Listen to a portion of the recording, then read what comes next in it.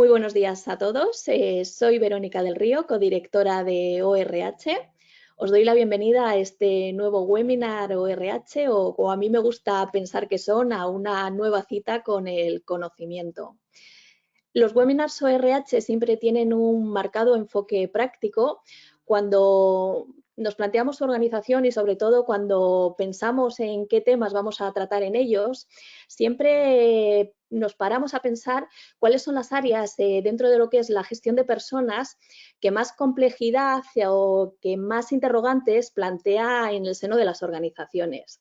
Sin duda, una de ellas es todo el tema que afecta a la movilidad internacional de los trabajadores, pues por todos los aspectos que influyen en ella, ¿no? Tenemos que tener en cuenta pues aspectos legales, migratorios, de seguridad social, fiscales.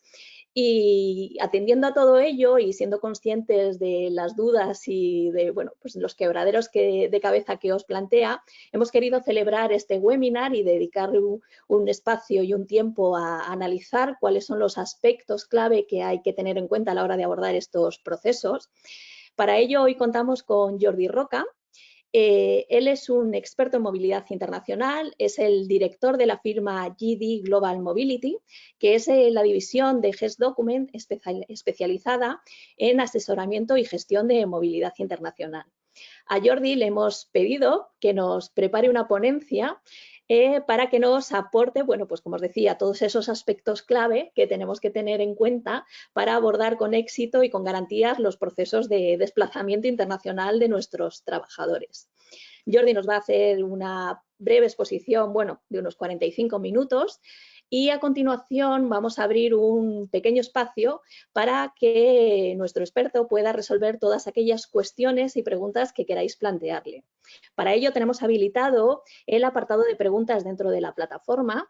Os invito desde ya a que hagáis uso de él a medida que vayáis escuchando a Jordi, todas aquellas cuestiones que os surjan y que queráis plantearle, pues que nos las vayáis poniendo ahí, dejando ahí, para que después podamos ir, planteándoselas a Jordi para que nos dé respuesta una a una a todas ellas.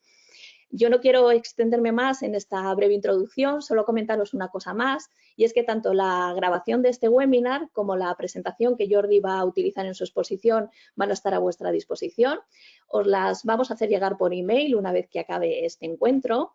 Y sin más dilación, siendo conscientes de que tenemos una hora por delante para abordar un tema con mucha enjundia, con mucha complejidad y que sabemos va a despertar muchas preguntas, pues voy a ceder el turno ya de palabra a Jordi, agradeciéndole especialmente por parte de Observatorio que comparta este tiempo con nosotros y sobre todo su conocimiento. Es un lujo tenerte hoy con nosotros, Jordi, muchísimas gracias y te cedo la palabra.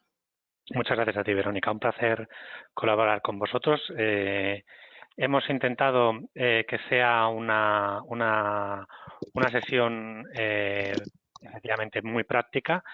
Tenemos algo menos de una hora. Vamos a intentar un poco clarificar los conceptos, que tengamos todos un poquito una idea bastante adecuada de los conceptos que tenemos que tener, de los aspectos que tenemos que tener en cuenta cuando estamos desplazando a profesionales a otro país. Va a versar sobre seguridad social, laboral, fiscalidad. Vamos a hacer una pequeña mención sobre Shadow Payroll y finalmente temas migratorios. La primera cosa que comparto con todos vosotros es una pequeña chuleta de obligaciones administrativas que hay que cumplir en las distintas áreas, en seguridad social, en aspectos laborales, tributarios y migratorios y en repatriación cuando estamos desplazando a trabajadores y a trabajadoras fuera de España. Es un poco la chuleta resumen y al mismo tiempo es un poco la estructura que vamos a tener en nuestra presentación. Vamos a ir punto por punto y vamos a empezar con seguridad social internacional. Y antes de mirar la chuleta, de regresar a la chuleta en detalle, vamos a ponernos de acuerdo en dos conceptos muy importantes. Son dos conceptos del desplazado y expatriado que desde puntos de vista como por ejemplo migratorio o desde el punto de vista fiscal pueden tener significados diferentes. Nosotros, como vamos a intentar darle una visión global y multidisciplinar al hecho del desplazamiento, vamos a darle la definición o vamos a tener el concepto en base a lo que nos lo determina la seguridad social. Y desde el punto de vista de seguridad social, un profesional o una profesional desplazado es aquel que mantiene el vínculo a la seguridad social en origen, en este caso España. Y hablaremos de expatriado cuando haya una baja en la seguridad social española. Habrán algunos casos, lo veremos de aquí un poco, en el que una persona será desplazada, tendrá el alta en la seguridad social en España y también tendrá un alta en seguridad social en destino. Serán aquellos casos en los que no haya un convenio bilateral firmado por España y ese país de destino y que se nos exija, por tanto, el alta en seguridad social en destino.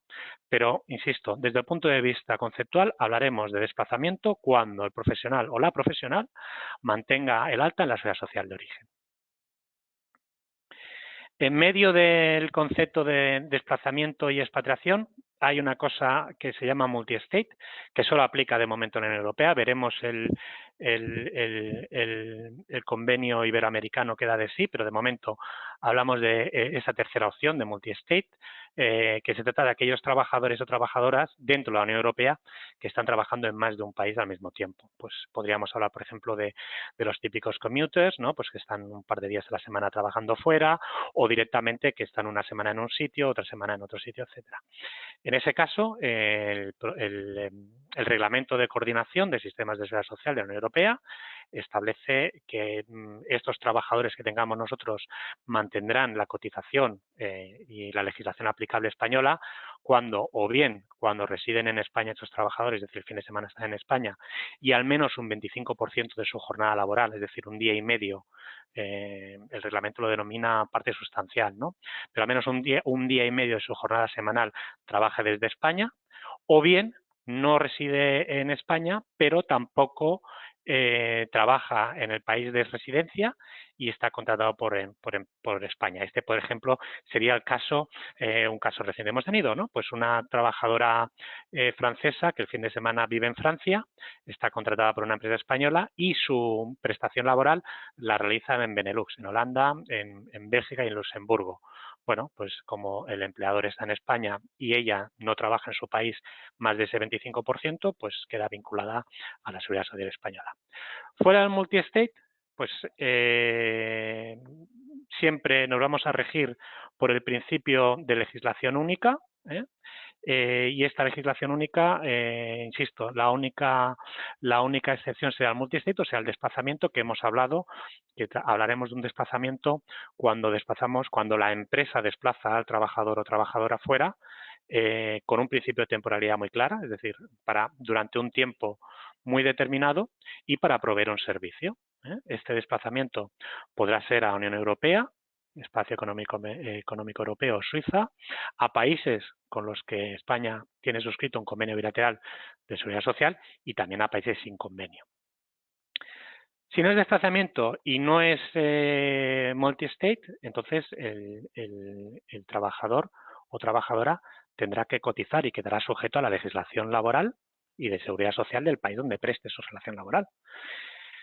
¿Por qué os explico esto y por qué creo que esto es importante? Bueno, nos lo hemos encontrado muchísimo el año pasado y a comienzos de este año, de hechos que a veces no estamos prestando toda la atención que debiéramos como empleadores, y es el caso del teletrabajo internacional, es decir, la persona que está trabajando para vosotras pero no está haciéndolo desde España. Esto el año pasado ocurrió muchísimas veces, ¿no? Pues, en fin, cualquier nacionalidad. Oye, pues si tengo que trabajar desde casa, pues prefiero trabajar desde casa, desde mi país, porque por lo menos ahí estoy con la familia, o porque, bueno, por lo que sea, porque hay condiciones personales, etcétera.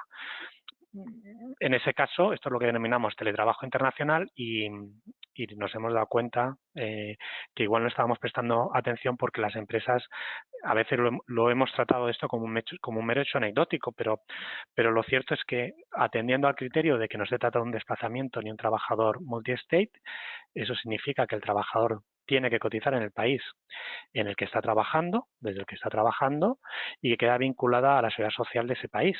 Y ese trabajador que queda adscrito a esa legislación, lo que hace es que arrastra con él o con ella a vosotros como empleadores. Es decir, os genera una serie de obligaciones en el país de destino o en el país en el que esté trabajando. Insisto, estamos hablando de teletrabajo, ¿no? Pues una de las obligaciones es asegurar que el trabajador tiene un permiso de trabajo. Otra es toda la legislación laboral en cuanto a contrato de trabajo. En el caso de España, por hacer un ejemplo a la inversa, si el Estatuto de los Trabajadores para los trabajos a distancia determina que debe haber un contrato por escrito y además en un formato SEPE. Pero sobre todo, la obligación que arrastra a ese país con él, ese teletrabajador o teletrabajadora, es la obligación de cotizar a la seguridad social, teniendo en cuenta que en la amplísima mayoría de países la cotización a la seguridad social es una responsabilidad exclusiva del empleador, no del trabajador o trabajadora. ¿Eso qué significará? Pues que tendréis que tener una presencia en ese país para poder cumplir con la obligación de cotización y en muchos casos con la obligación de retención. ¿Cómo se vinculará esta cotización o cómo se puede vincular? Bueno, os he puesto dos opciones. La opción de la oficina de representación, que al final es hacer registrar a la entidad como no residente en el país donde esté el teletrabajador, a los efectos de obtener un número de identificación fiscal o un número patronal de seguridad social y poder proceder con las cotizaciones. O la otra alternativa es lo que se denomina a nivel internacional un employer of record, que es aquel caso en el que el empleador formal es diferente al empleador real. Esto en España solo es legal en determinadas situaciones y es lo que denominamos las empresas de trabajo temporal y tiene que haber una motivación del porqué del contrato, etcétera, etcétera, etcétera. En otros países, en Rusia, en Estados Unidos, en muchos otros países, Australia, etcétera, sí que figura la figura de Employer of Record, sí que funciona y que básicamente es una opción que os recomendamos siempre. ¿Por qué? Porque el Employer of Record os va a cobrar mensualmente el salario del trabajador, las cotizaciones, todos los costes y una pequeña o grande tarifa, ¿no?, mensual por trabajador, pero a cambio no vais a tener que realizar ningún tipo de registro, no vais a tener que entrar en ningún tipo de riesgo de establecimiento permanente, tampoco vais a tener que externalizar servicios de nómina e integrarlos en vuestra contabilidad. Esta es una opción. He mencionado el tema del teletrabajador porque, insisto, nos hemos encontrado con muchísimos casos en los que no hemos prestado como empresas toda la atención que debemos prestarle. Lo de hoy es una formación sobre desplazamiento. Regresamos a la definición de desplazamiento, a la vinculación en la seguridad social en origen, en España, y aquí tenemos la primera parte de obligaciones administrativas, en función de hacia dónde desplazamos a los trabajadores y a las trabajadoras. Si vamos a desplazar a la Unión Europea, pues tendremos una doble obligación documental. Por un lado, mediante el TA300 obtener un A1 de la Tesorería General. El A1 será el documento que acreditará que se mantiene la legislación española y que, por lo tanto, no hay que cotizar en el país de la Unión Europea de destino. Y, en paralelo al A1, habrá que tramitar o bien la tarjeta sanitaria europea, si el desplazamiento es inferior a 3 meses, o bien el formulario S1, si el desplazamiento es superior a 3 meses. Al final son ambos documentos que acreditan que España se va a hacer cargo de los costes que pueda generar cualquier tipo de asistencia sanitaria para el trabajador y para los familiares. El S1 es vía imprescindible si en el caso de desplazamiento superior a 3 meses el trabajador, estamos hablando dentro de la Unión Europea, el trabajador o la trabajadora se va a desplazar con cónyuge y familia, para que esos familiares que no tienen un A1 no tengan ningún problema para poder obtener asistencia sanitaria en aquellos países en los que la asistencia sanitaria va vinculada a la cotización.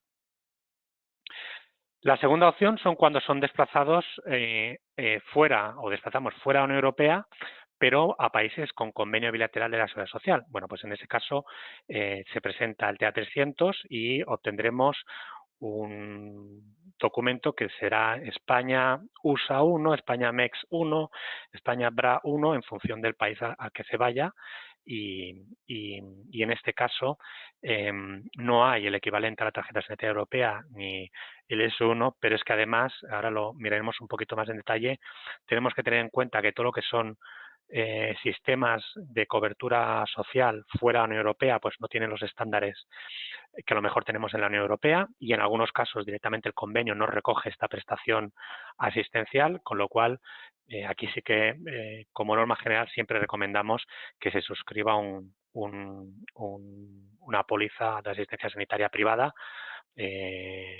más allá de informar a la mutua, que es otra obligación que hay que hacer, que es informar a la mutua del desplazamiento. Finalmente, desplazaremos trabajadores fuera de la Unión Europea y a países con los que no haya suscrito un convenio bilateral.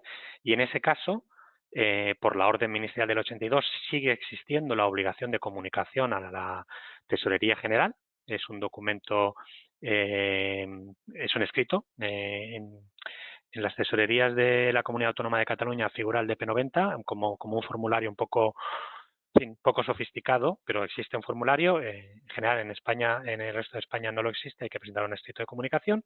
Y como no hay convenio bilateral, no hay legislación única, habrá que cotizar en destino, en principio, en casi todos los casos, y por lo tanto volvemos a lo comentado en la diapositiva anterior. Esto habrá que establecerlo a través de una oficina de representación o a través de un employer of record.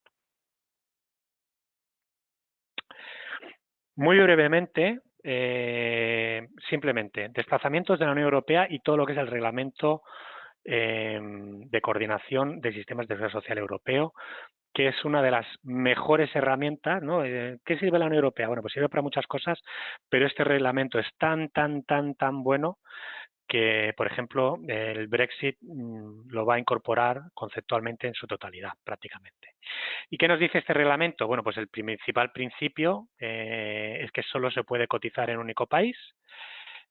Tema de la igualdad de trato, la exportabilidad, que tiene su importancia, pero no tanto para vosotros, y la totalización, el principio de totalización, que es un principio que también observamos que está un poquito confundido. La totalización significa que de cara a obtener el periodo de carencia se tendrán en cuenta todos los periodos cotizados en los diferentes países, en las diferentes legislaciones de la Unión Europea. Pero esto es solo a efectos de periodo de carencia, a efectos de acreditar que se ha cotizado el tiempo requerido mínimo para generar el derecho a una prestación contributiva. Pero la totalización no significa, en ningún caso, que se tienen en cuenta en todos los países las cotizaciones efectivamente practicadas en cada uno de los países. Es decir, no se tendrán en cuenta las bases de cotización de ese trabajador o trabajadora que haya estado 5 años por ejemplo, en Suecia, ¿no? O por ejemplo en Francia, o por ejemplo, etcétera. No se tendrán en cuenta. El principio de totalización solo es para generar un derecho a una prestación. Lo que pasa es que en paralelo a este reglamento, la jurisprudencia, sobre todo en España, que es lo que nos interesa, ha determinado que un trabajador español no puede ser penalizado por el hecho de ser desplazado a trabajar o por el hecho de haber trabajado en otro país de la Unión Europea. Es decir, lo que viene a decir la jurisprudencia es que un trabajador, un futuro pensionista, no puede ver mermada su pensión por el hecho de haber cotizado en otro país de la Unión Europea, porque eso iría en contra del principio de la libertad de circulación de personas, bienes y servicios. Y eso significa que cuando los europeos cotizamos en otro país de la Unión Europea, cuando España realiza o calcula la base reguladora en base a la cual se va a conceder una prestación de jubilación, se va a tener en cuenta una cotización igual a la que había cuando la persona se marchó o a la que había cuando la persona regresó a España. Es decir, digamos que las bases de cotizaciones que se van a tener en cuenta para calcular la base reguladora van a ser las mismas o similares a las que había cuando la persona estaba trabajando en España, lógicamente con su actualización. Esta es una de las principales diferencias que tenemos cuando enviamos a un trabajador o trabajadora a un país con convenio bilateral fuera de la Unión Europea. En ese caso, los principios son muy similares. Funciona el principio de legislación única, que significa que solo se puede cotizar en uno de los dos países, y el principio de totalización, pero en este caso sí, única y exclusivamente a efectos de periodo de carencia, y esto significa que si un trabajador nuestro, trabajadora nuestra, trabaja y cotiza en un país, en otro país fuera de España, sí que habrá un impacto directo en su prestación futura de contributiva, por ejemplo, en su prestación de jubilación. Lo intento explicar de manera muy sencilla, a grandes rasgos, en resumen, ¿no? La base reguladora de la prestación de jubilación se establece en base a las 300, ¿no? A los 25 últimos años o años previos de cotización. ¿Qué es lo que hace España para calcular la prestación de jubilación? Bueno, incluye que se han cotizado esos años y ha estado fuera, pero la base de cotización que aplica es el criterio de laguna de cotización. Es decir, esos 5 años en los que el profesional ha estado cotizando en otro país, lo que hará España es contar como si hubiera cotizado a bases mínimas los primeros 4 años y a partir del quinto al 50% de al 50% de la base mínima. Y esto significa que en la cuantía que tenga que percibir en la prestación de jubilación habrá una merma clarísima. Entonces, esto es importante que lo tengamos en cuenta y es importante que lo tengamos en cuenta cuando, a pesar de que nuestra intención sea desplazar a un trabajador a otro país en los que España tiene convenio bilateral, por alguna razón, normalmente por razones migratorias, se nos exija contrato y cotización en destino. El ejemplo que siempre pongo es Brasil. Brasil existe un convenio bilateral por el cual, en teoría, podemos desplazar a trabajadores manteniendo la nómina y la cotización a la seguridad social en España, pero por contra, cuando tramitamos el permiso de trabajo, en el 95% de los casos nos van a exigir un contrato local y una cotización local. No van a existe el visado técnico para profesionales que se desplazan para el montaje por menos de 3 meses o que van a hacer formación, pero fuera de eso, en la mayoría de casos se exige contrato local. Y si se exige contrato local y habiendo convenio bilateral que habla de legislación única, significa que tenemos que dar de alta en Brasil y dar de baja en España. Esto es lo que tendremos que estar muy atentos y la herramienta que tenemos para mitigar este posible efecto negativo en futuras prestaciones, creo que la más importante es la jubilación, son los convenios especiales que también la orden ministerial del 82 establece, por el cual el trabajador que es dado de baja en España suscribe este convenio, pasa a estar asimilado al alta y pasa a cotizar con las mismas bases similares a las que tenía, es decir, la media de los últimos 3 años, la misma o la misma base de cotización que tenía, y de esta manera este trabajador a nivel privado personal seguirá cotizando en España y a la hora de calcular su prestación de jubilación no se verá impactado porque no se acudirá al criterio de laguna de cotización. Esto es uno de los aspectos más importantes que hay que tener cuando hablamos de convenios bilaterales, y el otro aspecto que a veces con frecuencia olvidamos es que no son homogéneos. A veces pensamos, oye, con México tenemos convenio bilateral o con Estados Unidos. Bueno, pues es como enviar al trabajador o trabajadora como si lo enviásemos a Francia. Bueno, pues no tiene nada que ver. No tiene nada que ver, repito, porque en la Unión Europea hay unos ciertos estándares y sobre todo está el principio de que no haya impacto negativo. En cambio, fuera de la Unión Europea, pues habrán convenios, son muy heterogéneos entre ellos, habrán convenios que incluyen la asistencia médica, otros que no lo incluyan, otros que incluyen algunas coberturas, otros que no. Os he puesto aquí un listado de todos los convenios bilaterales, además del de Turquía y los iberoamericanos, con los que está suscrito España, y veréis, pues por ejemplo, en el caso de China, Corea y Japón, existe convenio bilateral, pero no se tiene en cuenta, por ejemplo, las coberturas de enfermedades profesionales y accidentes de trabajo, por lo cual un desplazado desde China a España tendrá que cotizar en España por esos conceptos, y al revés, cuando desplacemos de aquí hacia allá, tendremos que asegurarnos que se está cubriendo esos conceptos en destino. Entonces, este es un poco el segundo aspecto a tener en cuenta en convenios bilaterales, es la heterogeneidad de los mismos, que tenemos que leérnoslo y que tenemos que saber interpretar cada uno de ellos en cuanto a coberturas asistenciales y en cuanto a implicaciones y cálculos de totalización.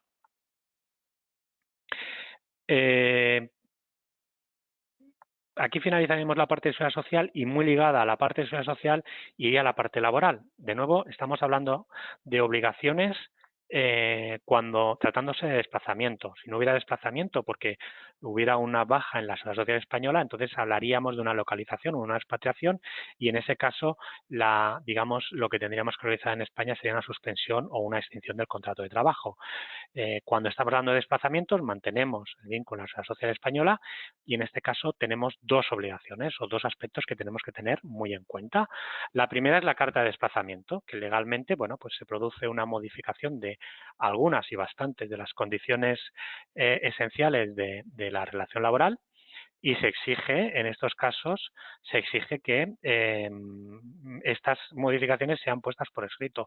El Real Decreto 1659 del año 98 nos habla de 4 aspectos mínimos que tendrán que tener en cuenta en la carta de desplazamiento, que son la duración de desplazamiento, la moneda en la que se va a abonar el salario, qué parte del salario va a ser en dinero, abonada en dinero y qué parte en especie, y los aspectos de repatriación. Yo os tengo que decir que en 20 años nunca he visto una carta de desplazamiento que solo tuviera estos cuatro aspectos, y sí, lo normal es que se incluyan muchos otros para empezar las funciones y para empezar, y este es muy importante, en una carta de desplazamiento que no es más que un anexo al contrato de trabajo, se tiene que clarificar todo el tema de compensatorio, ¿eh? Es decir, qué aspectos van a ser retribuidos, qué aspectos van a ser, qué parte salarial se va a pagar como prima a la expatriación y qué parte va a ser como beneficio a la expatriación, es decir, qué aspectos salariales se van a incrementar para mitigar pues los costes que suponga el desplazamiento y cuáles van a ir vinculados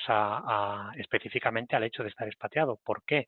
Porque si en algún momento hubiera un cese de la relación laboral por cualquier razón, y no es especialmente infrecuente, las estadísticas nos siguen diciendo que un altísimo número de trabajadores y trabajadoras que han sido desplazados cesarán en su empresa en el año inmediatamente posterior al regreso, con lo cual no estamos hablando de casos anecdóticos, con mucha frecuencia se da, y es importante, por tanto, que quede muy claro, y la carta de desplazamiento es la herramienta para hacerlo, que los incrementos salariales no son específicos y vinculados al desplazamiento. ¿Por qué? Porque si no queda acreditado que esos incrementos salariales son específicos del desplazamiento, pues los jueces suelen tender a entender que forma parte del salario normal del trabajador y que, por lo tanto, se aplica enteramente pues a cuestiones como la indemnización.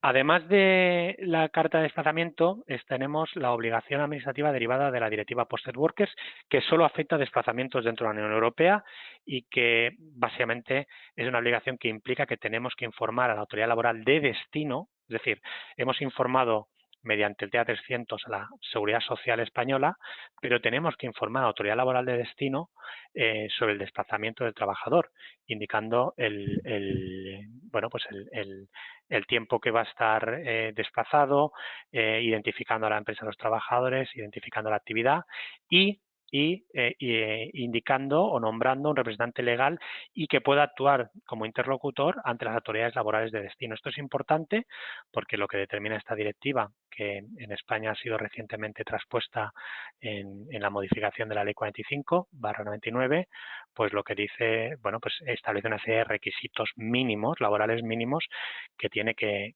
tener los trabajadores desplazados dentro de la Unión Europea. En principio, pues el salario tiene que ser como mínimo igual al que tendría un profesional o una profesional en destino, sin tener en cuenta aquella aumento salarial que vaya destinado a compensar el desplazamiento. Temas como la jornada, temas de la sindicación, etcétera. Y esto es durante los 12 primeros meses, prorrogable por 6.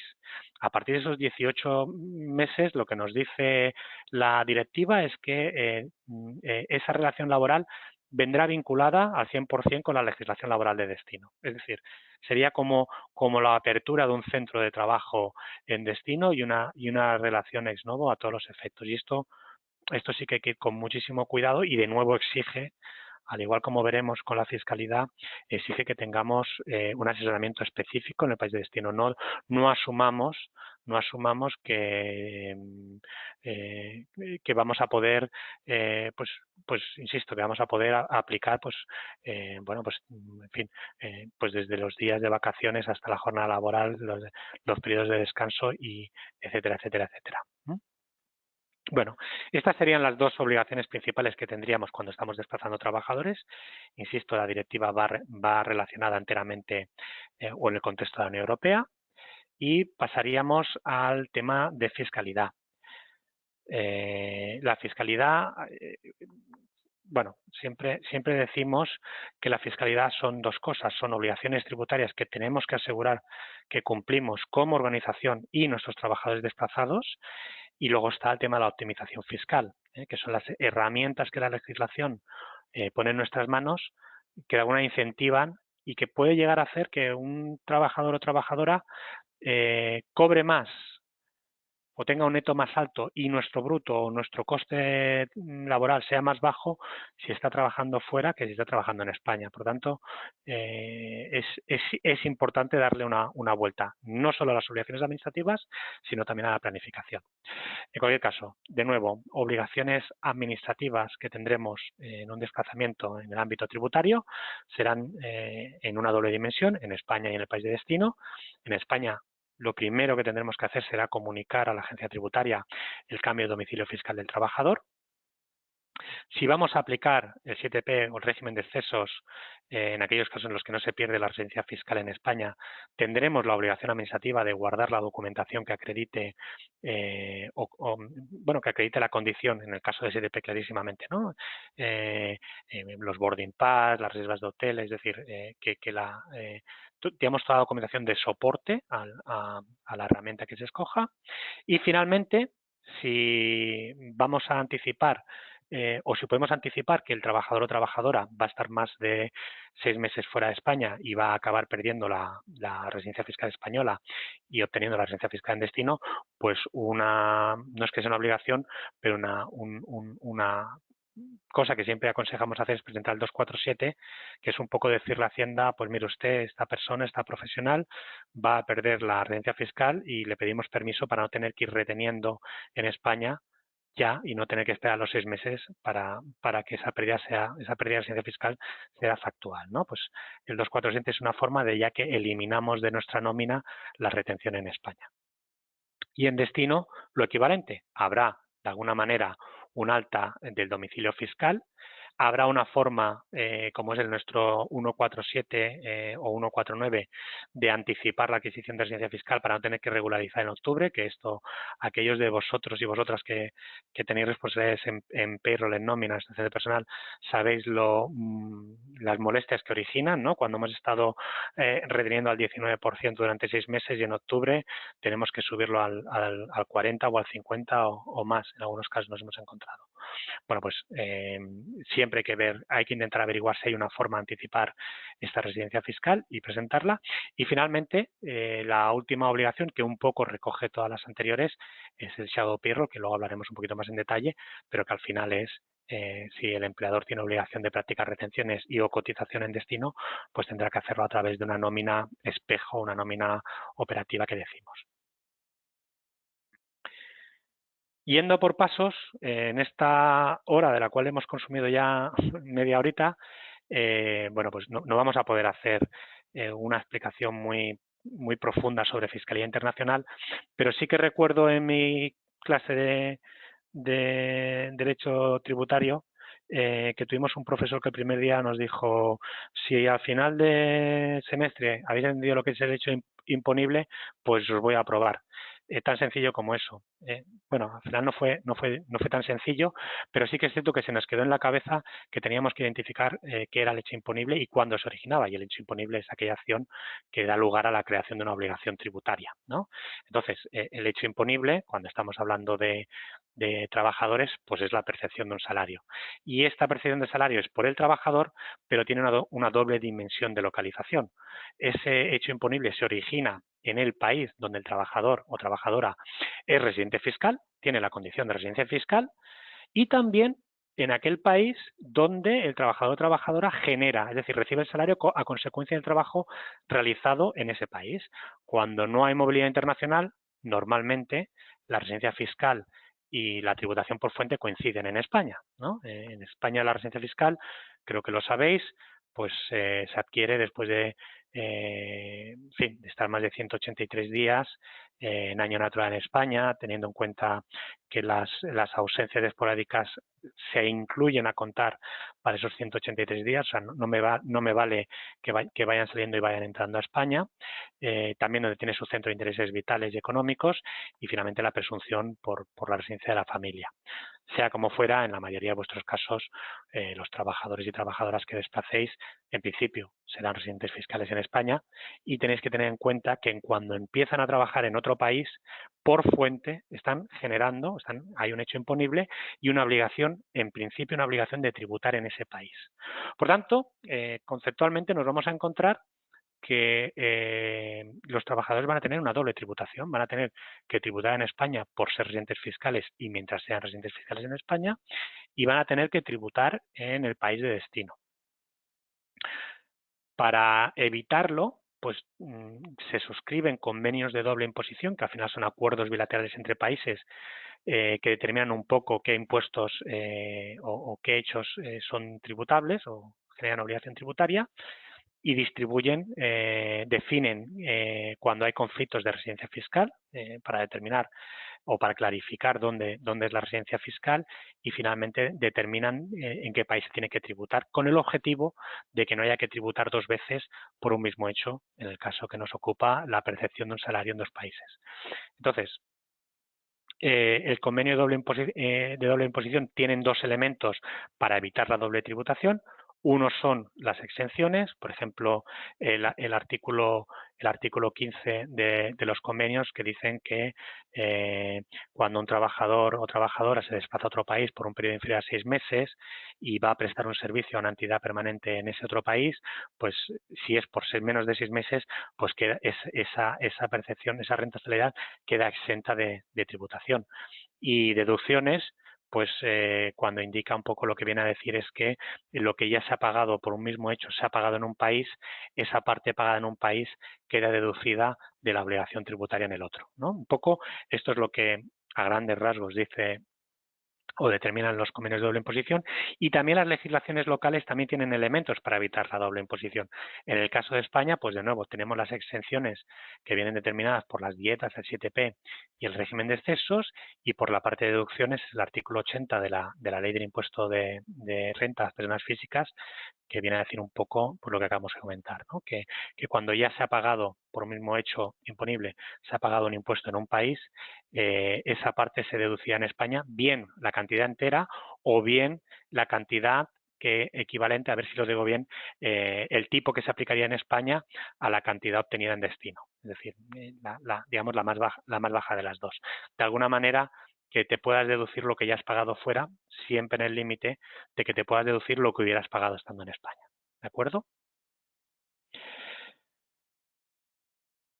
Brevemente, unos apuntes porque también nos encontramos muchas consultas que nos hacéis o que nos decís, oye, tal, vamos a fijar algunas diferencias de cuándo podemos aplicar el 7P y cuándo el régimen de excesos, porque son importantes. El 7P siempre, en ambos casos siempre se va a exigir que sea residente fiscal en España, porque si no, no queda vinculado a la ley de IRPF.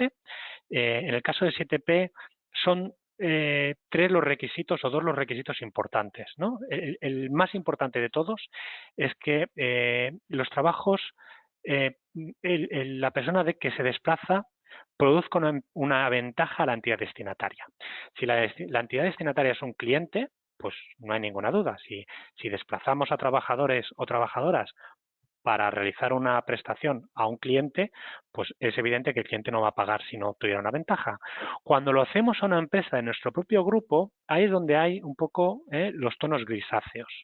Y para que me entendáis, si la persona va a hacer una actividad comercial, de desarrollo comercial, pues es evidente que si lo que está haciendo es promoviendo nuestra marca, nuestros productos, no está beneficiando a nadie en destino, nos está beneficiando a nosotros mismos.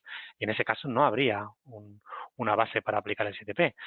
Si va, por ejemplo, a hacer de funciones financieras para el grupo en destino, pues ahí ya se podría vincular.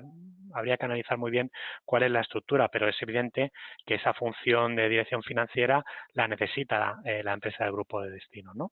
Entonces, esto es, digamos, la parte importante del 7P que tenemos que tener claro, que no por el hecho de viajar fuera podemos aplicar los 7P y que además el límite es de 60.000 euros. Y bueno, hemos puesto lo de desplazamiento real y efectivo porque nos hemos encontrado muchas consultas de, oye, estoy teletrabajando desde casa, pero estoy teletrabajando para la oficina de Irlanda. Bueno, pues eso no es desplazamiento. Y el cálculo, os lo he puesto aquí, es bastante más sencillo. Hay algunas dificultades cuando son bonos anuales, etcétera, pero bueno, básicamente es el salario bruto anual por los días trabajados en el extranjero. Recordad, si es antes de las 12 de la mañana es el día entero, si es después no, y poco más.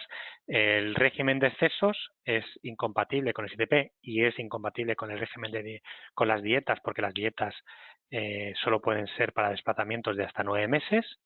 En cambio, el régimen de excesos solo se puede aplicar en desplazamientos superiores a 9 meses y, de nuevo, que se mantenga la residencia fiscal española. Esto ocurrirá, por ejemplo, ocurrirá si el trabajador o trabajadora se va después de julio y regresa antes de junio, pues habrá estado más de 9 meses, pero no habrá perdido la condición. O que se va, pero mantiene la nómina, la familia sigue viviendo aquí, se puede acreditar con un certificado de residencia fiscal, no pierde la condición de residencia fiscal española y puede llegar a estar más de un año y aplicar el régimen de excesos. El régimen de excesos quedará exento de tributación todo el salario que incrementemos al profesional durante su desplazamiento. Entonces, esto puede ser menos de 60.000 euros, pero puede ser más de 60.000 euros. En algunos casos, en fin, en algunos casos puede ser, o sea, que incluso hay veces que pudiéndose aplicar el 7P pudiera ser más interesante el régimen de excesos. No nos centremos solo en el 7P porque a veces vale la pena hacer cálculos. Y no vale la pena hacer cálculos cuando, insisto, cuando el motivo del desplazamiento no es para prestar un servicio a una entidad en destino, que en ese caso, como no podríamos aplicar el 7P, tendremos que ir por régimen de excesos. Se me ha olvidado decir que en el 7P sí que podemos aplicar dietas igualmente, que al final, bueno, pues 91,65 creo que es, 91,65 euros diarios, y el 7P, pues al final estamos ampliando bastante. Estas serían las dos herramientas que tenemos de optimización fiscal y que he intentado un poco puntualizar. Y una pequeña explicación sobre Shadow Payroll, que a veces también vemos que no lo tenemos muy claro. Una nómina en España tiene lo que se dice un sustrato legal, es decir, tiene un componente legal. Tiene un componente legal porque es su obligación y además es acreditativo de. Pero cuando desplazamos a un trabajador, como hemos dicho al principio, con ese trabajador o trabajadora se arrastran obligaciones del empleador a ese país, en algunos casos. Puede ser, por ejemplo, el hecho de las retenciones, que tengamos que practicar retenciones en destino, que sean bien retenciones como no residente, pero que haya superado los seis meses o no haya convenio de doble imposición, como es el caso de Perú, o bien como residente, pues como empresa que se nos exija que seamos nosotros los que hagamos las retenciones, que no se permita que sea el trabajador o trabajadora al año siguiente en su declaración de renta. Bueno, esa es una opción. La otra opción es directamente que se nos exija cotización. Recordad que hemos dicho que el caso de los trabajadores desplazados puede haber doble cotización cuando no hay convenio bilateral. Sea como fuere, hay unas obligaciones que exigen hacer un cálculo y eso hace que tengamos que generar una nómina en ese país de destino para poder cumplir con las obligaciones que tenemos como empleadores. ¿Sí? A la hora de hacer un Shadow Payroll tendremos que analizar, porque ese Shadow, esa nómina espejo en destino, tendrá que recoger todos esos aspectos. Tendremos que analizar la seguridad social, si nos vincula, si tenemos que cotizar allí y por qué tenemos que cotizar. Insisto, atención con China, con Corea y con Japón. También los aspectos de tributación, determinar qué parte del salario tiene que tributar allí, determinar si tiene que hacerlo como residente fiscal o como no residente fiscal. La parte retributiva es clara. Normalmente, cuando desplazamos a un profesional, en general, es muy infrecuente que esa persona no perciba un salario superior al salario mínimo o el convenio o el salario que establece el convenio en destino, pero eso también hay que comprobarlo. Y luego hay que ver, si estamos hablando de dos cotizaciones, si vamos a distribuir entre ambas nóminas. No va a ser tanto un shadow payroll como un split payroll, pero siempre teniendo en cuenta que España habrá que cotizar por todo el salario, aunque una parte del salario se pague en España y otra parte se pague en destino, la cotización y la tributación será por el total. Insisto. Bueno, Os pongo un ejemplo y pienso que para que entendamos mejor lo que es un shadow payroll, en vez de explicaros cómo sería un shadow payroll en China, vamos a hacer que un trabajador de China sea desplazado a España y le hagamos un shadow payroll en España. Y de esta manera creo que nos será más fácil entenderlo. Os pongo un caso de un trabajador desplazado que se desplaza de octubre de 2019 y que tenemos que hacerle un shadow payroll en mayo de 2020. Le tendremos que hacer el shadow payroll de 2019, pero vamos a poner el ejemplo de mayo, ¿no? Entonces, pues aquí tenéis un poco verificar, como hemos dicho, que el salario supera el salario mínimo interprofesional y el convenio colectivo. Hemos analizado desde el punto de vista de seguridad social que hay que cotizar por una parte, por unos aspectos, y desde el punto de vista tributario, pues hemos visto que no cumple las condiciones de residencia fiscal en España y por tanto tenemos que aplicarlo, vincularlo por el 2,16 y aplicarle el 24%, y que igualmente, como llevan más de 6 meses, o llevaban mayo de 2020 más de 6 meses, pues no podíamos dejar exentas de tributación las percepciones salariales en España. En base a esto, nos han dado, aquí podéis ver, nos han dado el salario bruto del trabajador o trabajadora, y ahí le hemos aplicado en España las deducciones por la parte proporcional de seguridad social que pertoca y por la retención de no residente, por el 24%. Y esas son las deducciones. En esas deducciones hemos añadido un concepto que puede ser el 794 o cualquier otro, porque al final el líquido a percibir en España tiene que ser cero, si no generaríamos, si no, digamos, la shadow payroll dejaría de ser una shadow payroll, no tendría, digamos, la utilidad operativa que tiene, sino que estaríamos hablando de otra cosa. Entonces, en España generaríamos esta nómina nos permitiría a nivel contable imputar para hacer el 2,16, para cumplir con la obligación de pagar las retenciones y con la obligación de la cotización. En este caso, para los que os encontréis, es un caso un poco extraño y siempre os decimos que en este caso lo que habría que hacer es enviar a una oficina específica de temas internacionales en la seguridad social a la que hay que informar previamente que solo se tiene que cotizar por estos aspectos, que la persona, el trabajador, mantiene la vinculación laboral en origen y que por motivo del convenio bilateral de seguridad social hay que hacer la cotización para que nos den un número de empleador específico, para que luego no salten las alarmas. Bueno, pues esta sería el shadow payroll y si esto fuera en China, que lo hemos hecho, pues ahora si esta fuera un shadow payroll hecho en China, nosotros tuviéramos la nómina de un trabajador o trabajadora desplazado a China desde España, en su nómina española tendríamos su salario bruto y tendríamos las deducciones españolas de seguridad social y la deducción de IRPF español porque mantiene residencia fiscal y además la deducción de la retención en destino. Lo que pasa es que aplicando, por ejemplo, 7P, pues toda la parte de deducción de IRPF español pudiera quedar exento. No sé si más o menos os he conseguido transmitir la idea, pero bueno, luego estamos a punto de acabar, vamos a tener un momentito para responder. Y el último aspecto de esta chuleta que hemos visto es el tema migratorio. Pero yo, por deformación profesional, siempre os aconsejaré que sea lo primero que reviséis.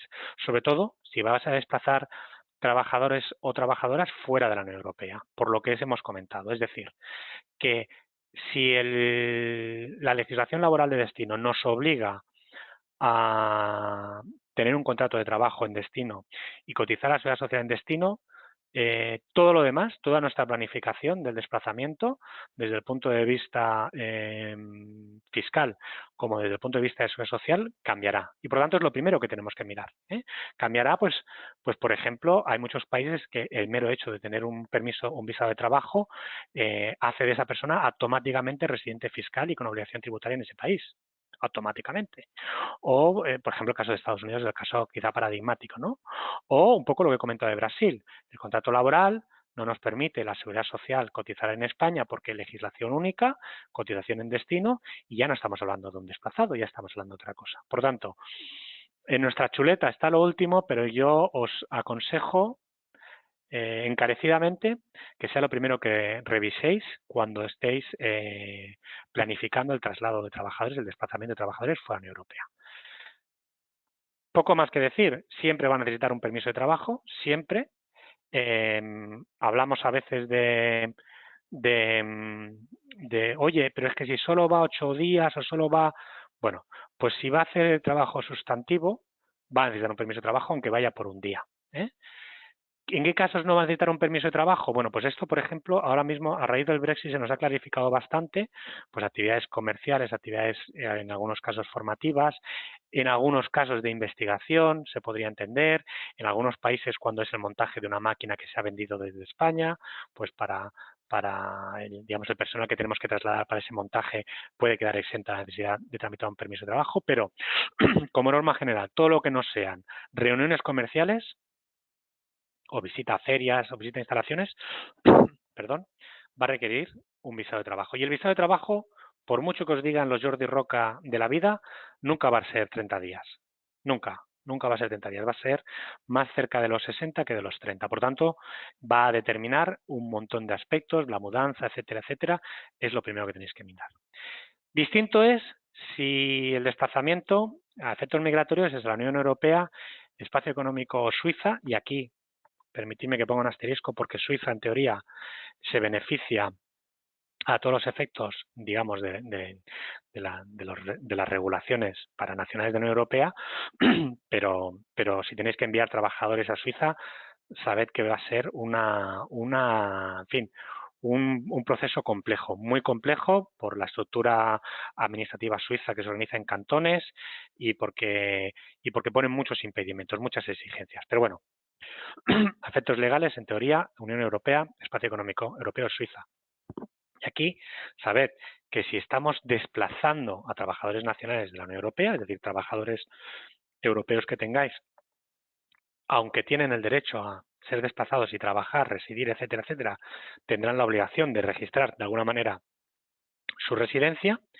Y también saber que si estamos desplazando, insisto, manteniendo la nómina en origen, también podemos desplazar a trabajadores no nacionales de la Unión Europea. Es decir, si tenemos contratado un japonés, un estadounidense, un marroquí, podemos desplazarlos, perdóname, a cualquier país de la Unión Europea de acuerdo con la sentencia Van der Est. Esto significa que no se puede exigir cuando un trabajador es desplazado, en, en base al principio de libre circulación de servicios y bienes y servicios, a ese trabajador o trabajadora desplazada no se le puede exigir un permiso de trabajo. Eso significa que si va por menos de 3 meses solo tendrá que notificarse el A1 a la Seguridad Social y el Posted Workers en destino, y si va más de 3 meses necesitará un visado de residencia, pero será un visado que en general estamos observando en todos los países es realmente rápido de obtener. De nuevo, hay excepciones. Si vamos a enviar a países del este, Hungría, Polonia, están poniendo problemas como en su momento ponía Reino Unido, que ya no forma parte de la Unión Europea, pero en principio el derecho asiste a que esa persona, como es desplazado por su empleador, esa persona no tiene que obtener un permiso de trabajo. Sí que tendrá que tener, o tendréis que tener vosotros absolutamente un comprobante de toda la documentación. Y cuando hacemos desplazamiento, la Posted Workers funciona en los dos sentidos. Es decir, tenéis que tener a disposición para cualquier inspección que se os reclame, nóminas acrediten tema salarial, condiciones de trabajo, etcétera, etcétera. ¿De acuerdo? Y esta era mi última diapositiva. Nos hemos ido, Verónica, un pelín, creo, del plazo, pero bueno, yo no tengo prisa y estoy encantado de poder responder vuestras consultas. Pues muchísimas gracias, Jordi, por esta cirugía de precisión que nos has hecho para analizar el desplazamiento de trabajadores y, sobre todo, bueno, pues la claridad con la que lo has hecho. Yo decía que este es un tema que despierta muchas interrogantes, pero después de escucharte a ti, me imagino que creo que hemos reducido mucho el volumen de esas interrogantes. Vamos a pasar a contestar. Tenemos 6 minutos por delante. Algunas de las cuestiones que nos han hecho llegar. Voy a ceder la palabra a mi compañero Nacho, que es el que está siguiendo esas cuestiones que los asistentes nos están haciendo llegar. Nacho, cuando quieras. Hola de nuevo a todos. Y hay una pregunta que dice así, si un trabajador es desplazado más de 181 días al mismo país, para diferentes sitios, provincias, para diferentes trabajos y empresas en diferentes periodos, ¿dónde debería tributar? Pues puede seguir tributando en España. Vale, el concepto de tributación es personal y por tanto no viene tan determinado porque sea diferentes empresas y en cuanto a las regiones, para que nos entendamos, en España está el régimen foral y el régimen general, digamos, pero normalmente en el mismo país la tributación aplica a todos. Entonces, lo de los 183 días, para que haya cambio de residencia fiscal, si he entendido bien la pregunta, tienen que ser dentro del año de calendario o por lo menos dentro del año fiscal que establece ese país. Recordemos que hay, por ejemplo, Reino Unido, el año fiscal es en abril, pero bueno, en cualquier caso, es decir, que pudiera estar más de 183 días para simplificar de octubre a mayo y no perdería la condición de residente fiscal en España ni adquiriría la condición de residente fiscal en destino. En ese caso, si está más de 183 días el convenio o no hay convenio, ya dice que no deja exenta esas rentas salariales y por lo tanto habrá que tributar o como no residente o como residente. Y cada empresa, digamos, si ha trabajado para distintas empresas, pues en función de la que la empresa abone, pues tendrá que hacer su cálculo, ¿no? El 19, por ejemplo, si es dentro de la Unión Europea, pues el 19% sobre su retribución. Vale, te formulo otra que hay por aquí que dice, ¿cuándo se aplica el porcentaje de no residentes y cuándo hay excepción? Consulta vinculante V328617. Pues ahí me temo que no te puedo responder porque no la tengo en mente esta consulta vinculante. La pregunta era sobre el tipo de no residente, ¿no? Sí, correcto. ¿Y cuándo hay Bueno, excepción? me temo que esta pregunta te la tendré que responder un poquito mirándomela más en detalle. El tipo de no residente para residentes fiscales de la Unión Europea es 19 y para fuera de la Unión Europea es el 24. Y hay algunas, sí hay muchas sobre ejemplos de países no concretos. Te voy a formular una de ellas que parece así bastante interesante. Uh-huh. Dice así, somos una consultora, queremos contratar a una persona que actualmente reside en Serbia con un visado temporal que le permite estar allí más de 90 días. Esta persona está empadronada en España, tributa en España, es decir, es ciudadano español a todos los efectos.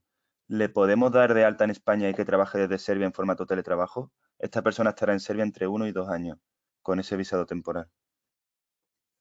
Bueno, aquí hay dos elementos a tener en cuenta. Un elemento es el principio de territorialidad que determina la Ley General de Seguridad Social, que lo que dice es que se incluyen en el sistema españoles y extranjeros residentes en España.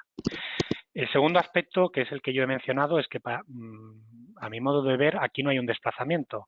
Si está teletrabajando pero no está prestando servicios en Serbia, no hay un desplazamiento. Si no hay un desplazamiento, hay una relación laboral en Serbia sujeta a la legislación laboral serbia. Si hay teletrabajo pero por desplazamiento, es decir, bueno, que va a hacer una función allí, se podría entender el desplazamiento, pero no hay, con Serbia no hay vínculo legal para eximir, es decir, no hay un convenio que pueda eximir de la cotización en destino. Y además, si hay un desplazamiento porque va a hacer una función allí, muy probablemente eso va a exigir o pudiera exigir un tema de establecimiento permanente de tributación corporativa. Yo en esta consulta pediría que nos la trasladaseis y ponernos en contacto e intentar averiguar algún detalle más para poderla responder con más garantías. Y ya por tiempo te voy a formular una última pregunta que ha hecho los asistentes.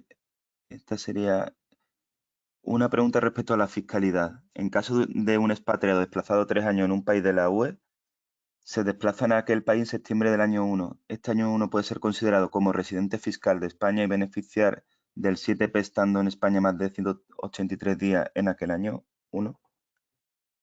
Correcto. Yo tengo que decir que yo sé de casos en los que se ha mantenido la residencia fiscal durante 5 años en el país de origen, bueno, pues porque siempre había un elemento de temporalidad, la familia, etcétera, sin ninguna duda, en la respuesta a la pregunta, sin ninguna duda. Durante el primer año, siempre que haya salido en el segundo semestre, va a mantener sí o sí la residencia fiscal española. Muy bien, pues muchísimas gracias, Jordi, como estamos ya en tiempo, nos quedan algunas preguntas, pero como son también bastante específicas, lo que vamos a hacer es, te las vamos a pasar todas ellas para que bueno, las puedas valorar, analizar en detalle y responder a cada una de las personas que nos las ha planteado, bueno, pues ya de manera individualizada. Pues nada más a todos, recordaros que tanto la grabación de este webinar como la presentación que ha utilizado Jordi, pues en un ratito a través de correo electrónico la vais a tener disponible. Muchísimas gracias a todos por acompañarnos hoy aquí. Esperemos que, bueno, pues os llevéis pues muchísimas respuestas y que os ayuden a gestionar este tema que es tan crítico hoy en las organizaciones como es el desplazamiento de los trabajadores. Y por supuesto, muchísimas gracias a Jordi por acompañarnos, por aportarnos su conocimiento y pues nada, os emplazamos al próximo webinar ORH. Muchísimas gracias y buenas tardes a todos. Buenas tardes.